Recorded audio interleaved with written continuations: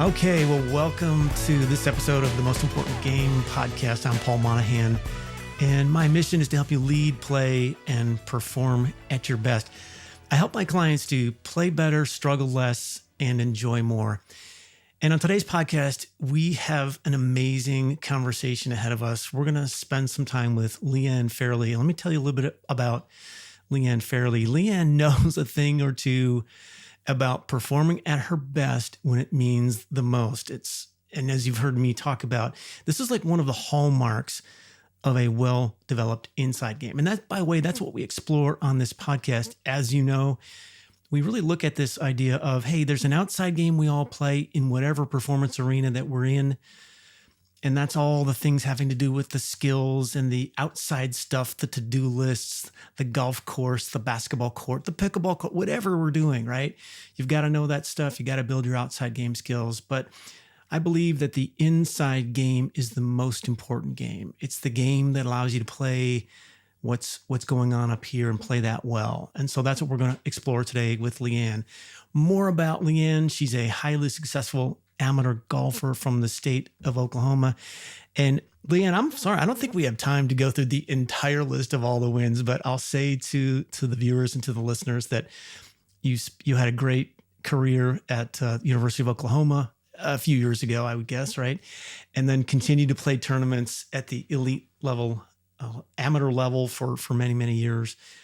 A couple notables from the recent past. In 2023, LeeAnn qualified for the U.S. Women's Senior Amateur. And recently as a couple weeks ago, LeeAnn won the Women's Oklahoma Golf Association 2024 Senior Championship. Not for the first time, not for the second time, but for the fifth time in a row. I want to hear about that, all while keeping a busy pickleball schedule. And there's probably a story there as well. So, LeeAnn, really appreciate that you taking the time to join me on the conversation today. Welcome. Thank you, Paul. I'm so looking forward to this. I'm very indebted to you. So anything I can do to help people that you've helped me, it'll be a great time. Well, I appreciate that, and it's been great working with you, and I really think that like the world needs to hear your story, and especially in the context of this platform that we have called The Most Important Game. This game that's all about, all right, what's going on up here, right? And I think that's extremely important. You've had a chance to explore that many times during your career, but I want to start at the beginning. I want to start, well, at least at the beginning of your golf career, and talk about, if you can, how'd you get to University of Oklahoma? What and what was that like, and what was it like being part of such a storied program? Well, it's very interesting. I started playing most of my sports when I was around 10, 11, and I played softball, basketball, golf, and golf tournaments really didn't start until I was 16, which is super late for golfers. Went to the U.S. Junior Girls 16 and 17, and got to Torrey Pines to Junior World, and so I was kind of late on the play tournament scene, but I was pretty competitive, and all my family went to Oklahoma State University. All the path was led for me to go to Oklahoma State University. They had a very awesome women's golf team, lots of Val Skinner and 3 or 4 Oklahomans that are super good. And so I think the coach really thought I was just going to walk on there. And I met some girls my junior year of high school that went to OU, and I could not stand OU, but they were super awesome, and I love them and got to know them pretty well. And so kind of started thinking about, I could maybe go to OU. I don't know if that would work. And even to this day, I don't know who was more surprised in our living room when I sat down with my parents and said I was going to go to OU to play golf, me or them. I think they were still surprised. And I mean, I was like, okay, I was embracing it. And so I went to OU, and there were 4 freshmen who were on scholarship. And then I was a walk-on, and I had some other scholarship stuff, so it was fine. And really and truly, after a couple years, I was the only one left. But after my first year, I was there for 5 years. I redshirted after my junior year, which is kind of unusual, but got a coaching change and just things that needed to happen. So I decided I was going to take 5 years to get out of school. I might as well let them help pay for it. So I went for 5 years because after my first year, I got a scholarship with the team, and In my career at OU, I made all the tournaments, and sometimes we took 2 teams, but we made all the tournaments except for my freshman year spring break trip. I didn't make that trip, but I played in every other tournament. So I always tell people I developed my game by playing tournaments, at OU. Right. So if you're going to go to school, you want to go to school that you're going to play, that you're going to get all the experience, because that's the only way you get better. That's the only way you put yourself in pressure. And so I had a wonderful time at OU, had lots of great friends that we're still friends now. We had some great success, had some individual success, but just being on a team like that and traveling and having so much fun, I really, it was a lot easier in my mind back then than it is now. We didn't work out every day. In the wintertime, we played racquetball, we took about a month off of golf. I still take months off of golf because I think it's important to have it fresh your mind up a little bit. But yeah, now they work out, 4 or 5 days a week. They already have a mental game coach. They're so far ahead of where we are. They go to Hawaii. No, we did not go to Hawaii. But it was a great experience. And I really, I love University of Oklahoma and the golf program there, especially.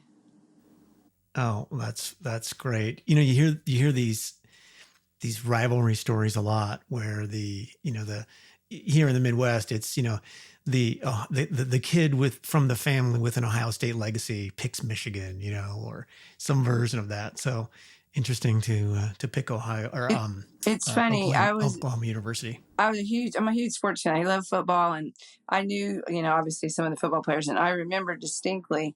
I'm pretty sure it was my sophomore year, even though I cheered for OU, it was still hard when they played OSU. Watching the game, and Tim Lasher, who was a friend of mine, kicked the winning field goal for OU to win, and I was mad. So that's so typical. OSU can never pull it out, and from that point on, I never looked back. I was totally one. I mean, I never. It's always just been OSU is the second fiddle and OU is first. But that first year or so, it was still hard to change the color of your blood, even though you're going to school there and knew them. And I was like, Tim, I cannot. I'm so happy for you, but I was just like so shocked that OSU choked that game. He just laughed at me. But it's fun. And now we cheer for OSU when they're not playing OU. How's that? That's what we do in our household. Mm-hmm. I love it. That's great. That's fantastic. So at what point did you figure out that you could be competitive enough to play at a high level? I think it was probably the summer and after my redshirt year, when you take a year off and you just practice, your team goes off and you're staying at home. I still practiced in the fall. I might have taken a few extra weeks here and there, but once I started in the spring, just kind of counting down for my first tournaments. And then I was having a lot of success in those tournaments after my redshirt year because I was hungry. I was just itching to play a tournament. And I had read Inner Game of Golf in that year. And that was very interesting to me because I had never read a book on the mental game. And so then my senior year, started playing again, had a really great 5th year at OU. And I thought, well, I'd like to turn pro, but I didn't turn pro immediately because I wanted to make a Curtis Cup team. I was probably pretty close, but I didn't make it. And that was a little disheartening. Trying to make the 1980, I graduated in 86, so I was trying to make the 88 Curtis Cup team. So I stayed amateur for 2 more years before I turned pro, which, in today's world, I could have gone to qualifying school, played amateur golf, gone to qualifying school, and if I didn't make it, do whatever, come back as an amateur, which is so weird to me when they changed that rule. But yeah, so I played on the mini tour, but as an amateur. So I did go play the mini tour, but I did not. Oh, nice. Okay. Because I wanted to still try to make the Curtis Cup team. So for 2 years, you basically played in every tournament you could. Yeah, I learned really. There's no cell phones. There's calling cards when you're going to call home. People are like, what's a call? I go, yeah, there's no cell phones. So, and we drove in our cars. And so, I learned 3 weeks is pretty close to my max. 4 was going to be bad.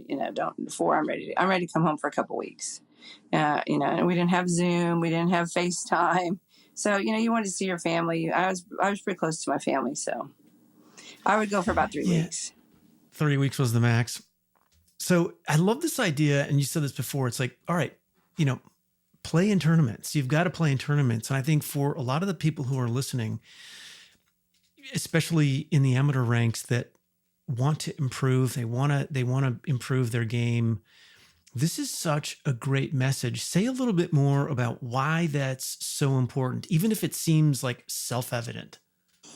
Well, I think if you're just playing with your friends at home, even if it's for $1, $5, that's nothing compared to if you go put yourself in a tournament and put yourself on the line, whether you're winning or losing, you're having a bad day or a good day, how you're going to deal with that is totally different than when you're playing for fun. So I think if you want to learn about yourself, then you go out there and, maybe the first time you're in contention, how do you handle that? And if you rise to the occasion, then you can celebrate it. And if you don't, then you evaluate how can I do it better next time? And you get more comfortable each week that you play, Mm-hmm. Each week that you play, you get just that peacefulness of, oh, I've done this before. It's no big deal. But if you're just going like once every 5 weeks or whatever, it's a lot harder. It's kind of, amateur golf is match play, and I love match play. I love match play because if you have a bad hole, it doesn't matter. You can just go for it on the next hole.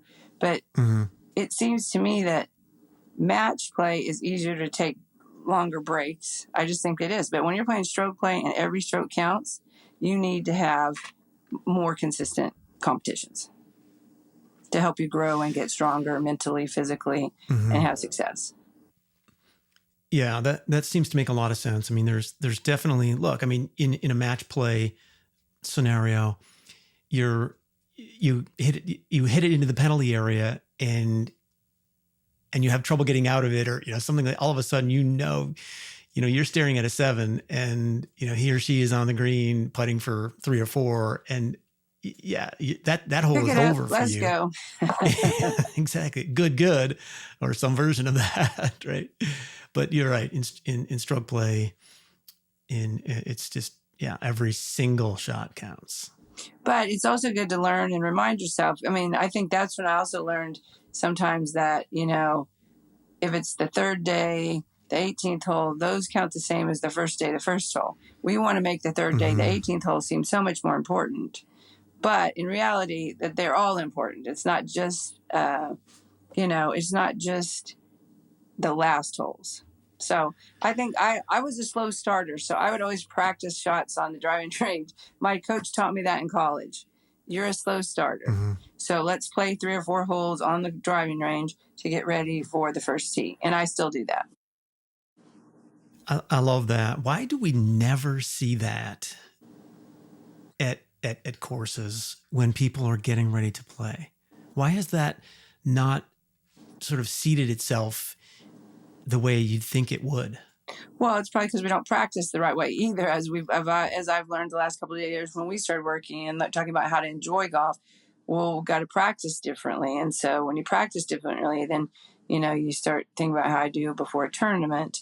And, I was like, well, I always said, driver 7-iron, or I play the first hole driver 3-wood, wedge, whatever. I do that. Why don't I practice that way? That kind of was one thing that was kind of shocking to me. And,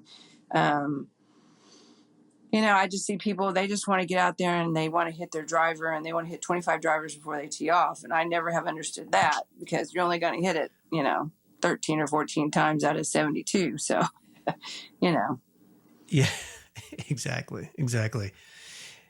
That is incredible. I love that this idea that, all right, if we can be a little more intentional about how we practice, what would be some more things you'd say about the things you've learned over the years about how to step into practice in much more productive ways? Well, I think for me,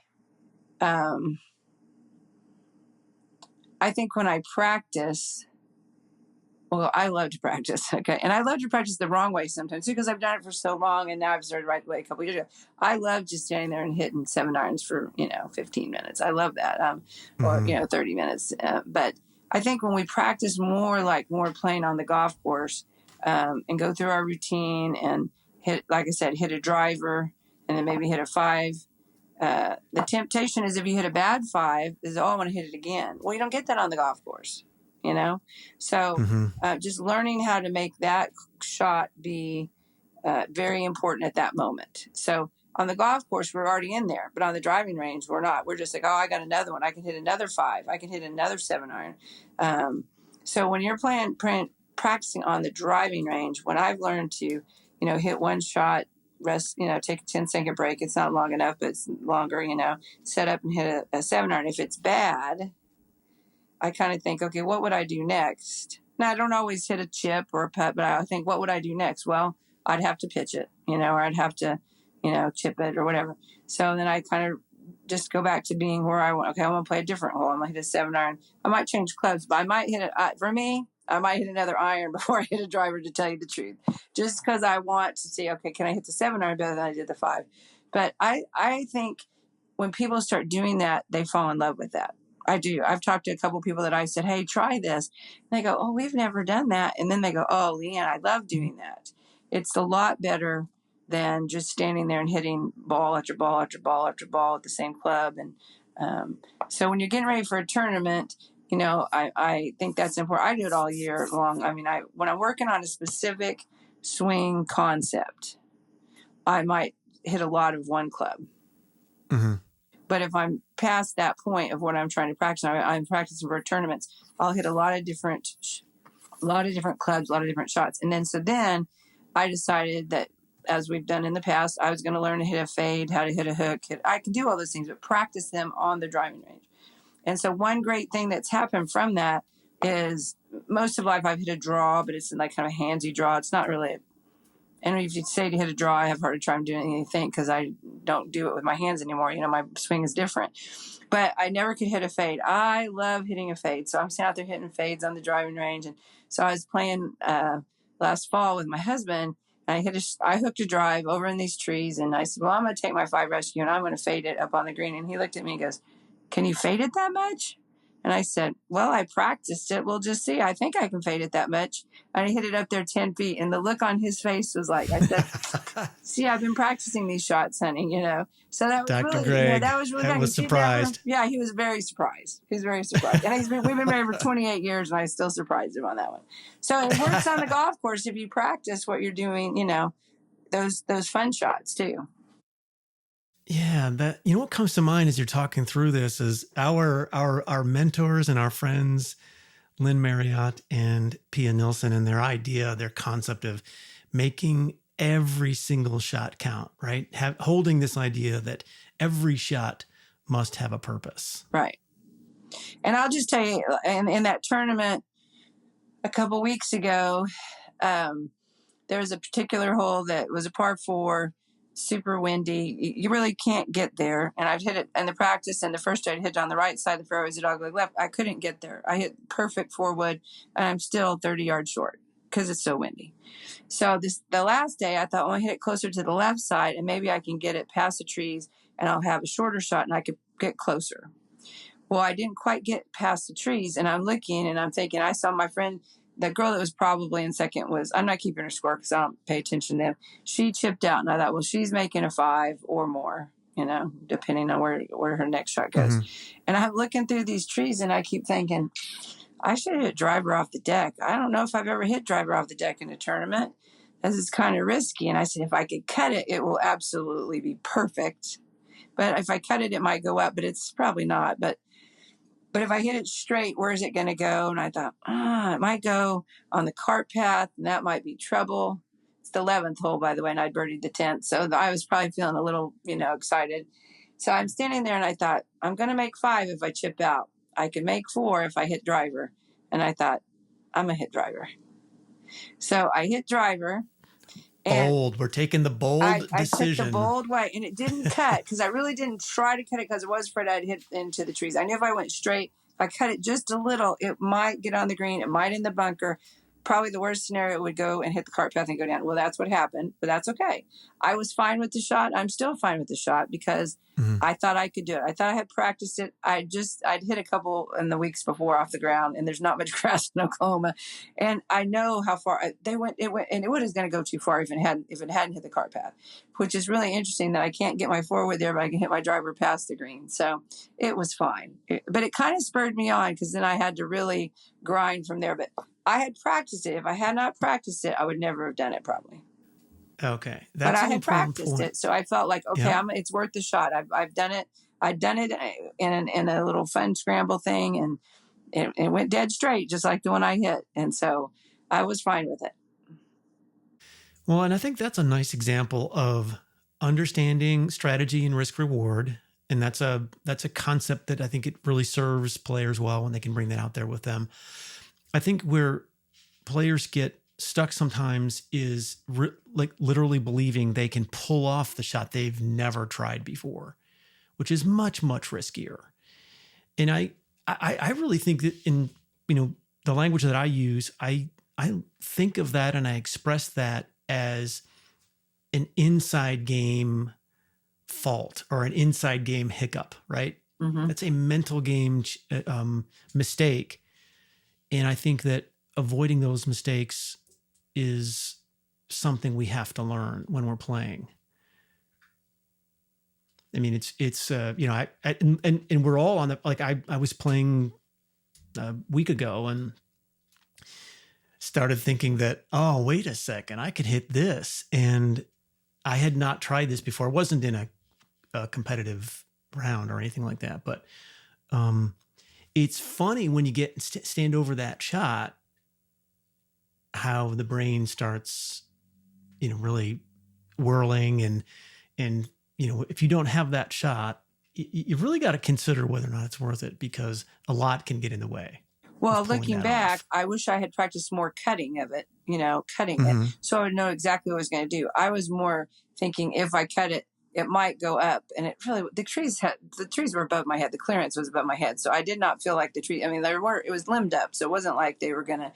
But if I happened to get it up, it might hit it, and I thought, well, I'm just going to hit it straight and try to just hit a little cut. If it ends in the bunkers were horrible there. So the bunker was definitely going to be a 5 or a 5 because they were horrible, but they were really hard. But it was funny. It did spur me on because the next hole was another weird kind of hole that you could hit driver or 3-wood. And I chose driver again, and I hit it in a fairway bunker, and it was literally 2 feet from perfection. And I thought, well, I cannot be mad about that. I hit it just like I wanted, and it's 2 feet left of where it needed to be, and it'd be perfect. And then after that, I just started playing really well. So I was just grinding, and just knew that I was hitting my driver again. I think that all spurred me on, honestly, because I liked the driver I hit off the deck, and that kind of thought, okay, I got this. I can just start swinging. So weird. That's great. It's weird. It sounds like you were playing much more freely at that point. Exactly. And I think even when I hit the driver, I thought, what do I have to lose? I don't even know where I am. I don't know what anyone else is doing. I'm doing fine. So I'm going to just go for it. So. Yeah, I love that. That's great. So, all right. So a couple things. First is the cast has emerged for me as a visual. So we're going to talk about this in a second. This is a great story. LeeAnn is one of the most competitive people I know. And these days there's a lot of pickleball in her life. And so we're going to talk about what happened very, very recently. But first, before we do that, LeeAnn, I want to talk more about this tournament that you won a couple weeks ago, and talk us through, what it's like to go into a 2-day event like this. How are you planning for it? What are you thinking? What happens? What are some of the challenges that come up? How do you move past this? Take us through some of these things that you experience as an elite level tournament player. And, oh, by the way, somebody who pulls these things off on a pretty regular basis. Well, okay. So in Oklahoma, I mean, we know who maybe the 10 people who are going to have a chance to win are, right? And then, I was trying to think back of the tournaments I've won, how I've won it, or when I've won them. Most of the time I know the golf course. Pretty much I know. Not, this is the one tournament I didn't know the golf course very well. I played it maybe 25 years ago. The people from Tulsa are my biggest rivals. It's in Tulsa. They know the golf course. They have Interclub there. They're not new to the golf. I mean, they're not new like me to the golf course. So when I go play a practice round, the wind is literally blowing 35 miles an hour, and they punch the greens a week before. So it was really 2 weeks before the tournament. So the greens were very bumpy, which is always like, okay, and it's a month early. I forgot to say that. So it's a month early. It's April instead of May. It's on a golf course I don't know. greens that are bumpy, and usually I can get up and down, but on those greens, you cannot count on it. And I knew that from the practice round. So I would say that the week between the practice round and the tournament, I had a little bit more anxiety, or just, okay, I'm going to really have to have my A game. I'm going to have to be mentally strong. I'm going to have to plan my strategy. And I think that because I've become, I don't, maybe I'm I'm analytical, but I'm not detailed. That sounds weird, but okay, I am analytical, but I'm not detailed, and I'm very competitive, but I know I'm just supposed to let things roll and all that. But I was thinking, okay, I'm going to figure out how to play these holes. So I'm playing the first day, and they started me on the hard, and it's a shotgun start. And they started us on the hardest holes. The 8 and 9 were the two hardest holes. I was like, wow, I'm having a great time here, starting on the first two holes that are they're hard because they're short. That's the only golf course I played that the short holes were super hard. And so the first hole is a short par 3. If you missed it short, you're going to make at least a double, because you're going to end up in the water even though you hit the green. That sounds crazy. But so I hit the green, and so I probably 4-putted. And I was like, nice. Okay. So I go the next hole, and it's a very tricky hole, and I made a bogey. So I was like, okay, I was trying not to think about my score. I was like, that's not the start I wanted. But what's the weather conditions at this point, by the way? It's windy here. It's windy. It's warm. And we started, and this is the other thing. We don't normally do this. And I've put in my 2 cents that this would not be how I think we should run this tournament.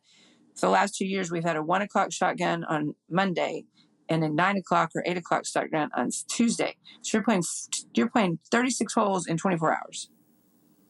Now, I turn everything to my benefit, Paul. I mean, I turn all these obstacles into my benefit. So when I looked at that, I thought, well, the golf course is really semi-tough because it's really not in great shape, and it's early in the season. Nobody's practiced, but I've practiced more. I'm more prepared. I try to turn things around. Yep. And so I was like, well, 36 holes in 24 hours, that sounds a good thing for me. I'll be primed and ready for that second round. I knew I would play better in the second round. I just had that feeling because I didn't really know the golf course. Even after practice, you're not 100% certain. So as the day went on, I hit a couple shots that I thought were really good, and then was lucky on one. It was not in a little tiny creek, and the other one was in the water, and I didn't even know there's water there.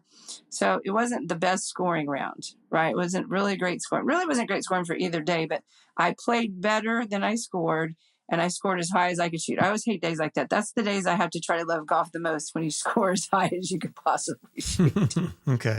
So preparing for the next day, so even though I did all that preparing in my mind, after I'd played the first day, I could go back to my room and rethink through the holes. Okay, I'm going to start on number 1 tomorrow. Thank you, God.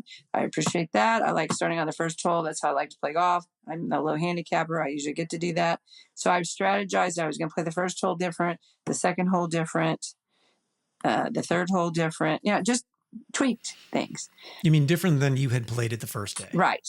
Okay. I had a more, like the first day, the first hole was a par 5. I had a driver forward go for the green, and my opponent hit it on the green or slightly over the green. Well, I hooked it just a little, and there's a creek over there. I was like, oh my gosh, I could be in the creek. I mean, it was 1 foot wide, but it could have gone in there. So the second day, I felt like I had a better plan. And I will say both days, I never got upset. It's just, you control the things you control. And the ball doesn't always go where you want. The ball does not control me. I'm not going to let it. And so I never was upset. Second day, I was never upset. I did hit 2 shots. Well, 1 shot that I thought was so perfect. And I go, where did it go? And they go, in the bunker. And I was like, oh, it cannot have gone in the bunker. There's no way that shot went in the bunker. I was so surprised. It was like a weird shot. So, but then I really got rolling, starting on the 6th hole, 7th hole, and then from that. And so then the back 9, I had 2 really great things happen. But like I said, I don't really pay attention to what the other people are doing or what they're shooting. Now, I knew on the 16th hole, I needed to get the shot up and down. And I knew, because I'd hit a perfect drive and not a perfect second shot, which was the only one I wanted to get so mad about. But I knew I still needed to make par. So that was over. I'm going to focus on the next one. And I hit the pin on my pitch, and it kind of ricocheted off about 10 feet. No, I had not made a 10-footer in any time of the 2 days, and I made it. And I thought, well, okay, that's going to help me a lot. So And like I said, this year I didn't know what anyone was doing, and no one said, "Oh, you just beat me." Until after it was over, Janet said, "Oh, you got me good today," or something like that. Last year when we were playing, the last hole was a par 5, and she'd made a bunch of birdies, and I'd made a couple of birdies, and she hit it up in the middle of the green, and I hit it from 85 yards up there, and I knew it was a good shot. I celebrated the good shot. I have about a 12-footer, 10-footer for birdie. She missed, I made, and she goes, "Ah, you beat me with a birdie." I had no idea. But, Wow. because I don't take up, I just do what I can do. That's all I ever try to control is what I can control. And like All I right. said, I've learned from you not to get mad. That's good. That's good. Well, there's a couple of things that come up for me, and there's a lot of really terrific nuggets here that I'm thinking of and I'm writing down as you're speaking. But one is I heard you say that I don't pay attention to what others are doing. How do you do that?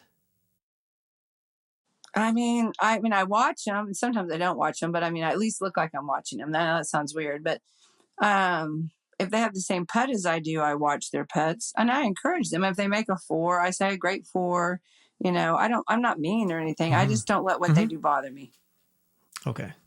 Yeah, I don't let them. Yeah, that's interesting because sometimes when I work with players, they struggle inside of the competition, like inside of that arena.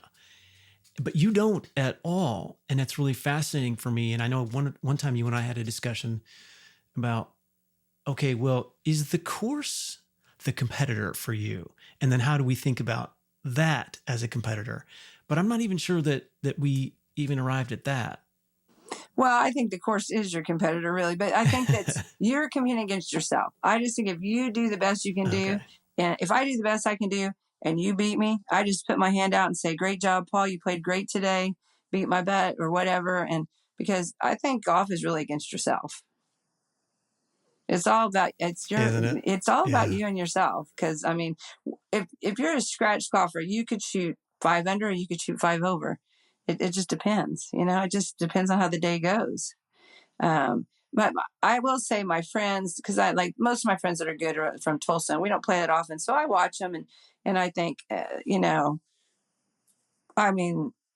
they hit a great shot or a bad shot, it really doesn't affect me. And I will say occasionally you kind of have to know where you are in the situation. Like on the front nine, I was a little bit maybe paying more attention, and I knew I was pretty close. And then there's one other hole that I had to kind of really decide how I was going to play this pitch shot because it was risky, but it's my favorite pitch shot and I know how to do it. Am I going to trust myself and just do it? Or am I going to just take the easy way and more conservative and just settle for par? And I said, no, you practice the shot all the time. You can do this. Just get up there and hit it. And I have to say, in midair, I was like, wow, it went higher than I wanted, but that's got to be close. And it ended up like a foot away. So I was so happy that I did that. And maybe it was or wasn't influenced that one of the girls was kind of struggling. She was kind of all over the place. And so I have no idea what she made. But I just know I wanted to make a birdie. And so I was just kind of focused in on what I could do. So that's what I would say. All right. That's fantastic. Here's another thing I heard you say is, all right, you said, I celebrated that shot. You were talking about that shot on the par 5 and you said, oh, I celebrated that one. Okay. That's a word you and I use a lot. Say more about celebrating the functional shot and seeing everything else as feedback, not failure. Right. Exactly. And so you remind me it's functional. And sometimes I forget that. And I think, oh, I don't know about that one. That one could have been a little bit better. But yeah, I think from having played with men most of my life, I hear a lot more condemnation and a lot more, oh, I suck and I can't believe I'm so terrible and that's embarrassing. All those negative things that I would never say that I don't understand why they do. And who's it embarrassing for? Nobody's really watching you and you're not turning in your score to the USGA for them to say yay or nay. You know what I mean? So I just think I've learned the good shots, if you want to remember them, you better celebrate them because that's what you'll remember, right?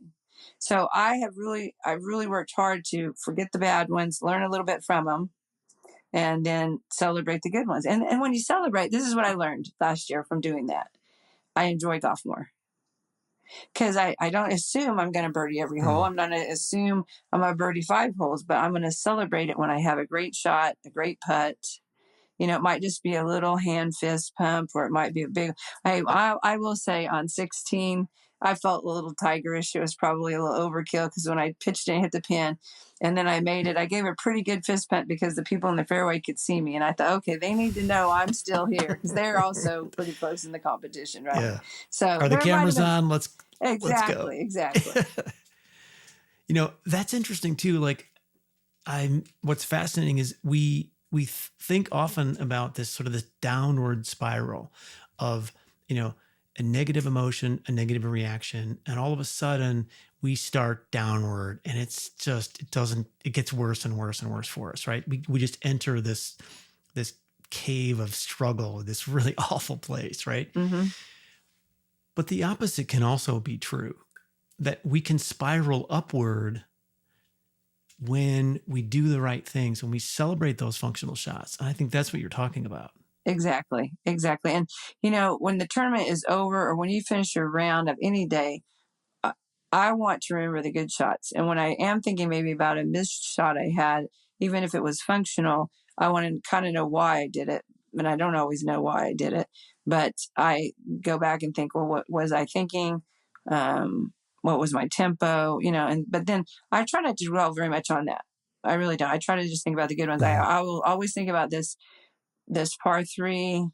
Okay, I wouldn't say I'm a long hitter by any stretch, but I've worked really hard this winter to gain yardage. And this guy that's been helping me, I mean, he says, what about 30 yards? I was kind of like, are you smoking weed in the backyard? I'm not going to gain 30 yards. I'm 60 years old. And I go, 20 is fine, or 10 is fine. He goes, no, we should shoot for 30 and you get 20, you'll be happy. I was like, okay, fine. So after those struggles, after that birdie and 10, and then feeling I could hit a great driver off the deck, and you know, my pride probably said, nobody else in this field is going to hit driver off the deck. I'm going to, but I do it fairly regularly and play at home. And then the next hole, missing that fairway bunker by 2 feet. So then we go to this next hole, and it's a par 5. I think my confidence and my belief and my enjoyment was higher than it had been the day before. Honestly, the first day was kind of a struggle with the wind blowing 30. Our balls weren't going that far. Our scoring wasn't that good. The second day, it was windy on the front 9 and started getting less windy on the back 9. And this hole was a par 5. I'd been about 45 yards in 2. And I think the day before, one girl was pretty close in 2. But I had 45 yards, just not that close. And I crushed this drive. And I thought, oh, yeah. I got you. I was thinking about the guy that was telling me I could gain 30, right? And I'm like, nice. Tyler, you would have liked that one, buddy. And so I get up there and I have like 179, 180, and I hit it and to the pin, and I hit it like 10 feet past the pin. So I have an eagle. That was the second eagle putt I'd had that 9. So then the next hole I go this par 3 and I hit this awesome 7. I was best 7 iron I've hit in forever. And I thought, okay, this is what remembering the good shots is. I mean, it just kind of started, like you said, it just one shot after the other was better and good and better and good. And that was so fun, you know. Oh my gosh. I love that. I can hear the energy. That's so cool. When I want to go back to about 2 years ago, and you and I first started doing some work together, maybe about 18 months or so ago. And at that time, I think you had a few months of struggle on the course and in practice and so forth. What was that like for you? And what was it that changed for you that created, you know, the year you had last year and you know, and it continuing into this year? Well, it just wasn't fun. I mean, that's the thing. I wasn't having that much fun. And, you know, in my kitchen, it says, you know, faith, family, fun. Fun is really part of my DNA. I like to have fun. So I wasn't playing terrible, but I wasn't playing good. I wasn't enjoying practice. So when we started working, you know, I think we had to figure out what you had to help me figure out some things to make golf more fun.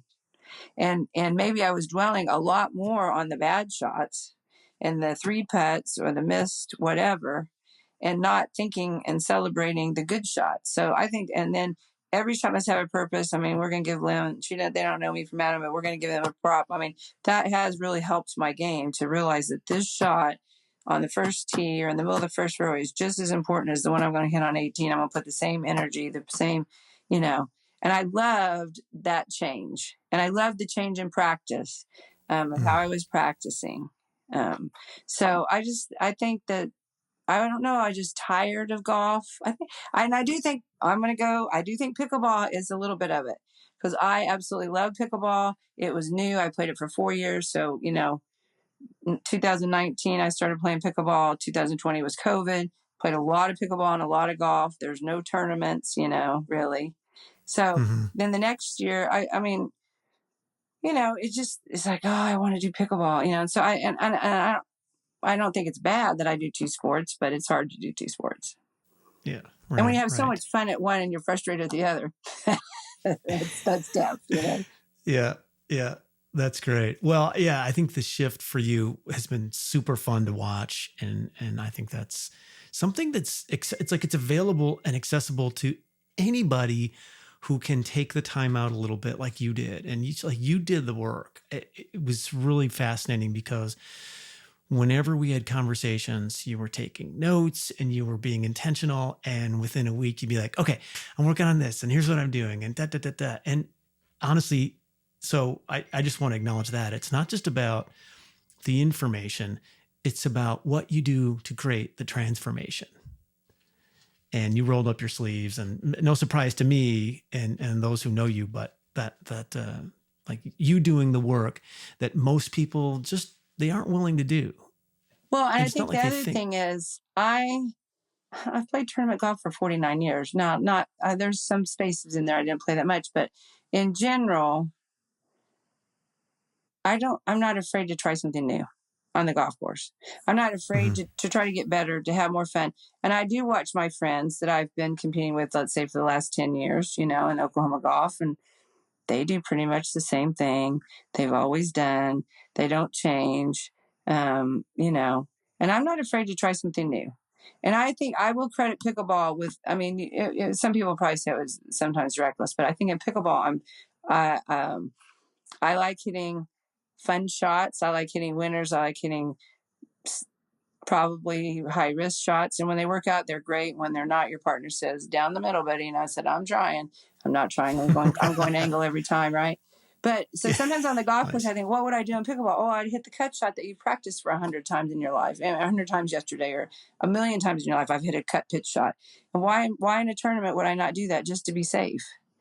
And I do think Tim and Greg kind of pulled me. They pushed me more to be more low risk, high reward, but I never could play those shots. I was never a runner. I don't bounce them on, but we've worked on those, and that's been a good component. They're not nearly as fun.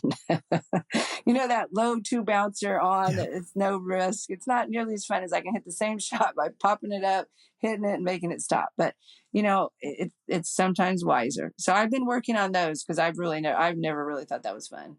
So I gotcha. And you're talking about your husband, Dr. Greg, and his buddy, Tim Graves, co-founder of Graves Golf Academy, a short game wizard. If there ever was one. Absolutely. Right. Yeah. Also ensconced in the Oklahoma golf community, has been for years, along with his brother Todd. So super fun stuff. So, all right, two quick things. First of all, we got to hear the pickleball story. What happened? Tell us about the Well, okay. So here's the thing. Pickleball is, I'm not saying it's not the safest sport. Okay. Well, I'll just say this. After I got my cast, I went and putted left-handed at the golf course. And about the fifth putt, I looked down and I thought, oh man, putting green grass is a lot softer than a pickleball court. So, yes. But if you wipe out on the putting green, you mean? Yeah. If I were to wipe out on the putting green, I'm not going to hurt myself. I'm not going to. So I was playing with my son, my pastor, and his wife. Three of us played college athletics. We're all highly competitive. My pastor and his wife, my pastor's a really tall guy and very athletic. The wife is very athletic and hadn't played as much pickleball, but we were having a great time. And it was my son and my pastor's wife against my pastor and I. And we had won the first two, and we're about to go, and I'm getting ready for a tournament, and Will's going to go home. I said, listen, we got one more game.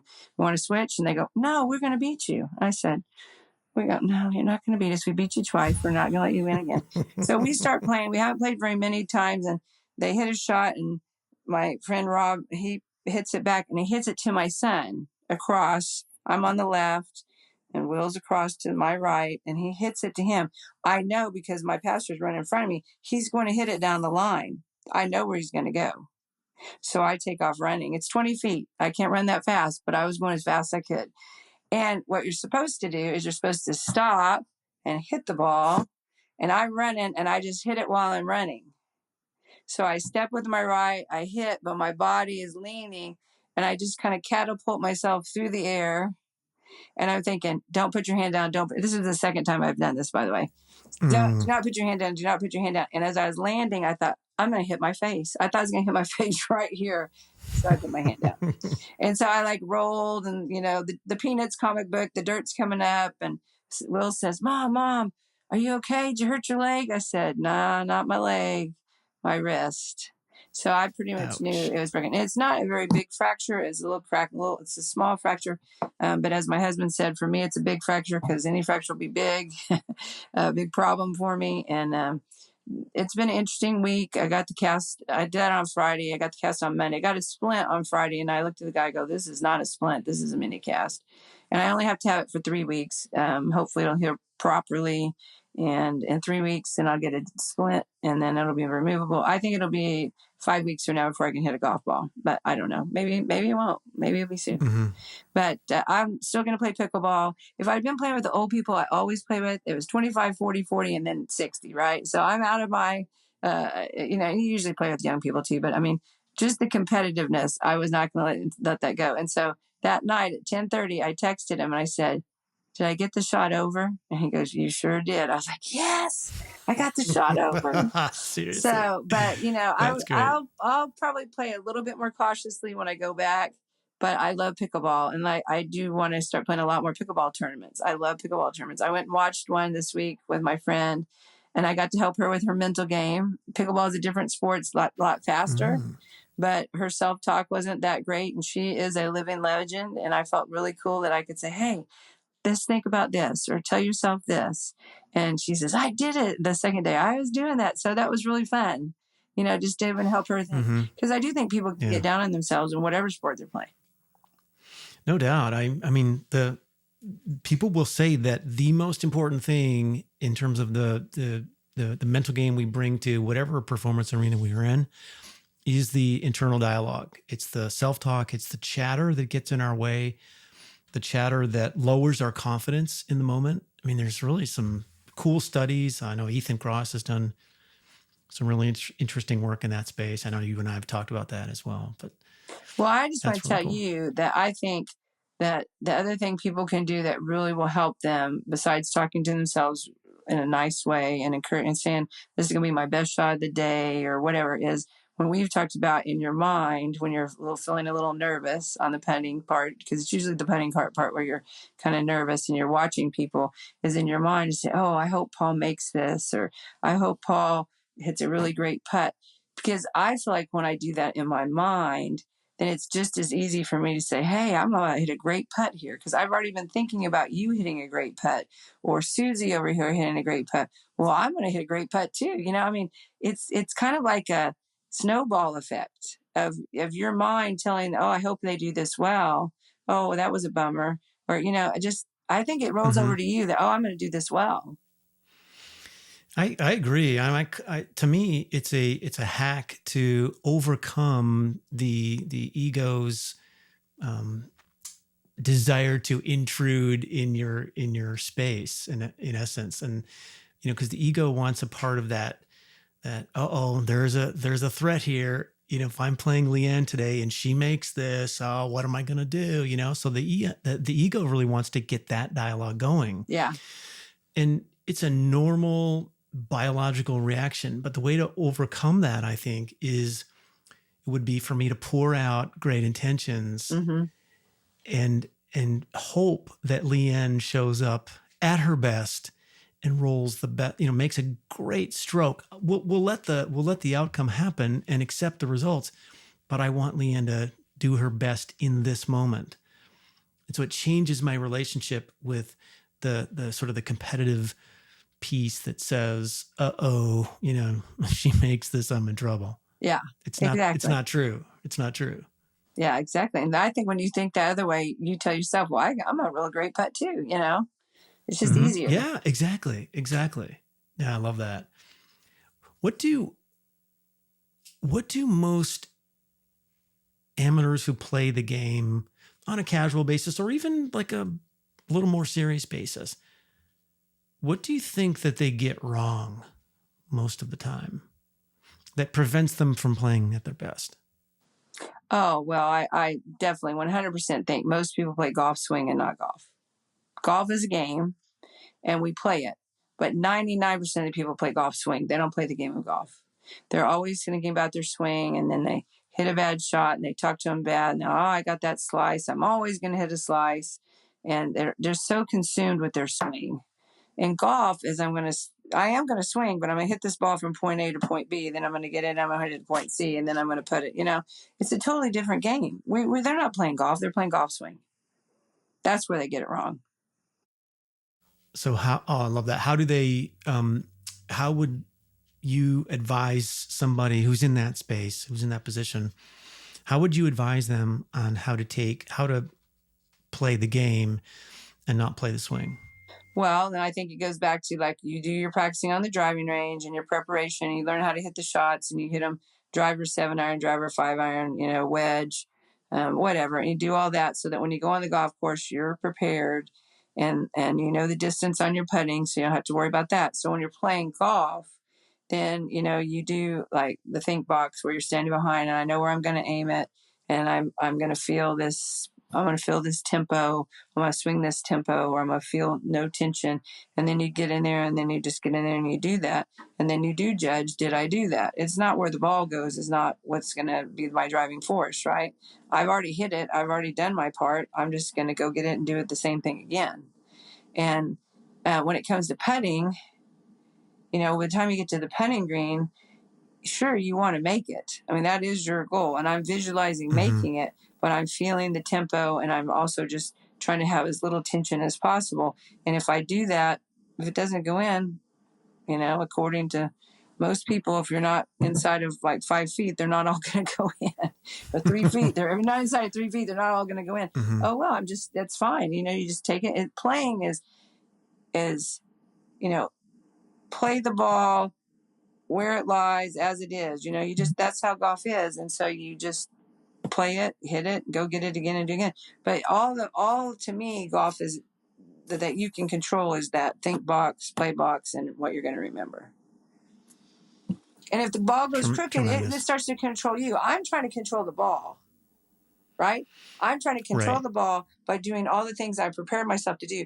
But if I let it control me, then I start thinking about my swing. How am I going to do it differently? Oh, I've hooked the last 3 shots. I'm going to hook them all today. No, I'm not.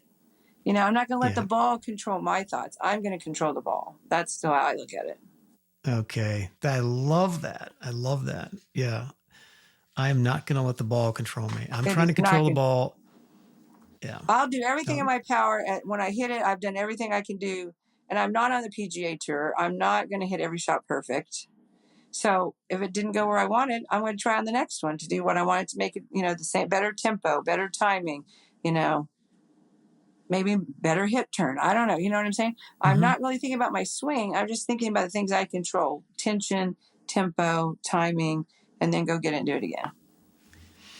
Right. And I think, again, another nod to the work that Lynn Marriott and Pia Nielsen do on a regular basis. If you get a chance, for those listening or watching, to spend time and go out to their Vision 54 school in Scottsdale, it's a really great experience, because like their mission, all right, these are my words and not theirs, but like their mission is to help you stop the overthinking that gets in your way when we get into that moment where we're about to hit the shot. So this idea of doing all your thinking back here behind the ball, then stepping in and letting your inner athlete take over and actually play the game, to use your words, LeeAnn. I think that's huge. And then the last piece of it is, they will often say that you can make it to the PGA Tour with a great swing and really, really, really good putting.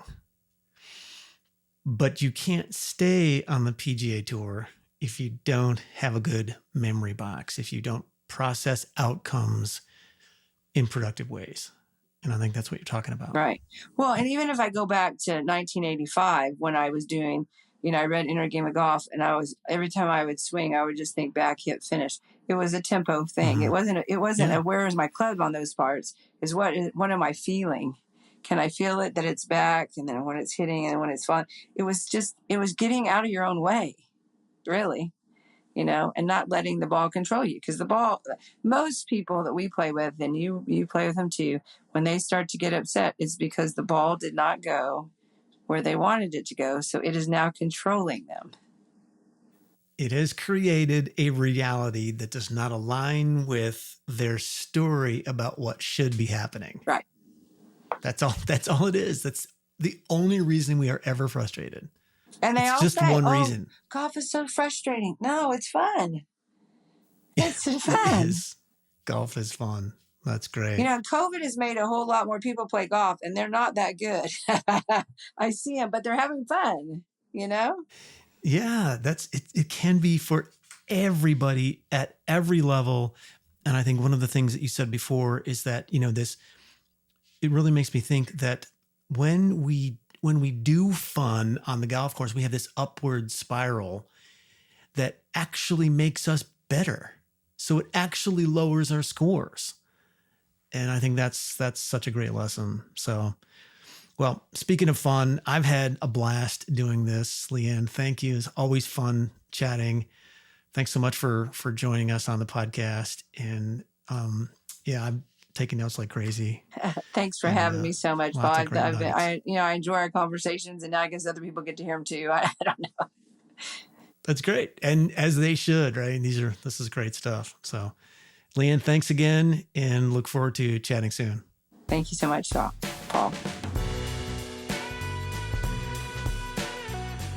Well, that's a wrap on this episode. Thanks again to LeeAnn Fairlie. Man, what a competitor. I mean, we probably didn't even have time to list out all of the tournaments that she's won over the years.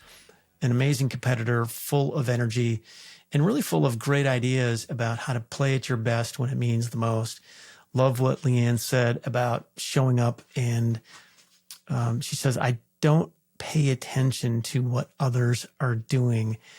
I think there's a great lesson there among others that she talked about. She talked about celebrating the good shots, and we talked about this idea of spiraling upward toward your best play and rather than spiraling downward. So a lot of great ideas in there for all of us that play, whether it's in our Saturday games, our weekday games, whatever those might be. I think one of the big lessons too is she's encouraging people to go out and get in tournaments. Those are the places where you can hone your game and hone your skill. You just get better. You become a better player when you're playing under those conditions. So loved it. Thanks, LeeAnn. Thanks for coming on board and spending some time with us. Hope you heal quickly and you can get back to the paddleball courts or the pickleball, whichever ones you want to. Get back to those pickleball courts real soon. So again, thanks for tuning in. This is the Most Important Game podcast. Again, I'm Paul Monahan. My mission is to help you lead, play, and perform at your best. If you want to learn more about the work that I do, you can visit my website. I'm at paulmonahan.com. There you can find my book, The Most Important Game. It's available in hardcover, paperback, ebook, and Audible. If you're watching on YouTube and you enjoyed the conversation, please consider hitting the like button and subscribing. And if you're listening to this podcast, please hit the follow button so you don't miss an episode. Got a ton of great episodes in the can, ready to be released over the next few weeks, and you don't want to miss those. Also, if you have topics that you'd like for us to explore, send me a message, send me a note at paul@paulmonahan.com. We'll try and get that covered. Also, special shout out to our producer, Kevin Monahan. Thanks, Kevin, for pulling all the levers behind the scene. Until next time, remember, don't give up. Stay in the game. No matter the arena you're playing in, it is possible for you to play better, struggle less, and enjoy more.